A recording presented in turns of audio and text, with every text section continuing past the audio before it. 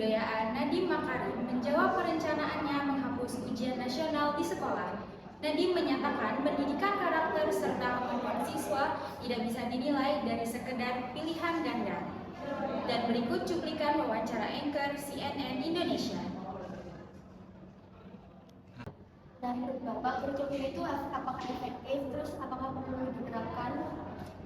Sebenarnya mengingat kurikulum kita tahun kemarin tahun 2012, tahun 2012, itu para murid hanya sekedar datang lalu mendengarkan apa yang diberikan guru, lalu hafal dan ekspresi. Nah, menurut tim kami, menurut pengembangan dari program kita, hal tersebut itu tidak efektif dalam pembelajaran. Itu bukan hanya pembelajaran. Pembelajaran yang kita maksud sini adalah menekankan bahwa setiap murid itu harus bisa memiliki jiwa kompetitifnya, bisa memiliki jiwa kritisnya. Jadi para guru yang menjelaskan secara singkat, lalu partisipasi murid itu sudah mulai aktif, saling diskusi, saling berbagi pikiran. Itu sebenarnya tujuan dari esensi dari kurikulum pendidikan tersebut.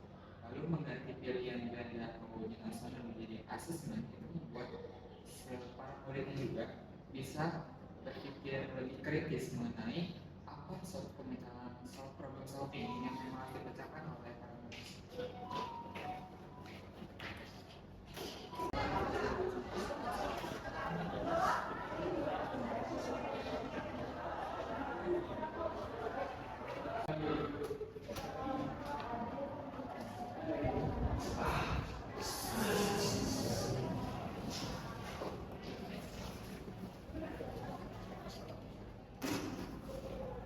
Halo, selamat pagi anak-anak.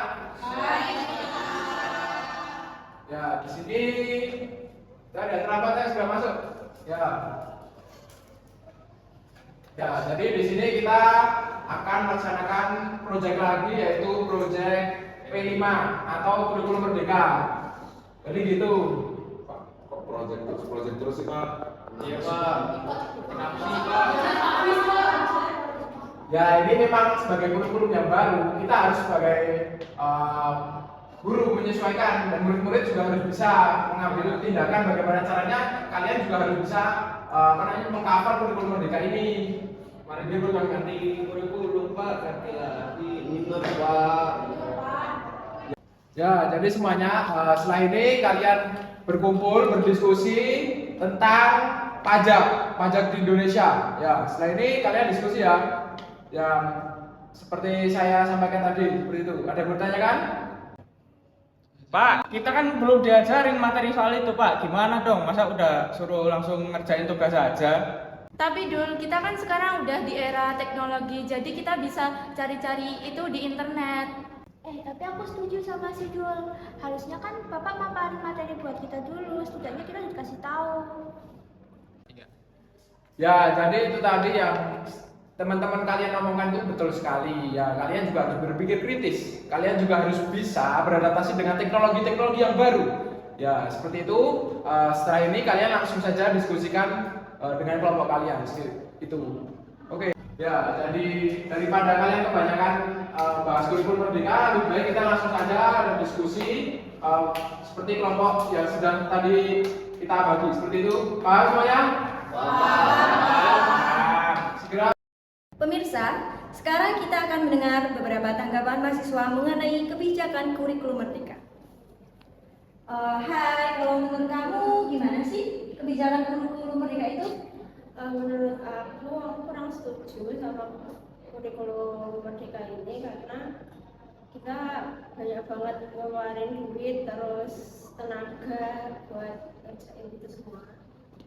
Kalau menurut kamu? Kalau aku sih sangat setuju ya dengan kurikulum merdeka ini, karena dengan kurikulum merdeka ini kita bisa lebih tahu apa sih kayak misalnya program-program yang belum kita tahu pada sebelumnya tentang pembelajaran gitu-gitu tuh, jadi kita tahu dan lebih banyak pengetahuan aja sih tentang itu semua. Terima kasih. Iya. Kalau boleh tahu, apa tanggapan Mbak Najwa Shahib mengenai kebijakan kurikulum merdeka ini? Jadi kebijakan yang digerakkan oleh Kementerian Pendidikan ini yang mengajak seluruh stakeholder untuk bersama-sama bergerak di bidang pendidikan, menurut saya jauh lebih efektif daripada yang kita lihat sebelumnya. Memberikan kebebasan kepada guru untuk memberikan pembelajaran yang lebih menyenangkan dapat meringankan beban-beban administrasi guru, misalnya kemerdekaan belajar.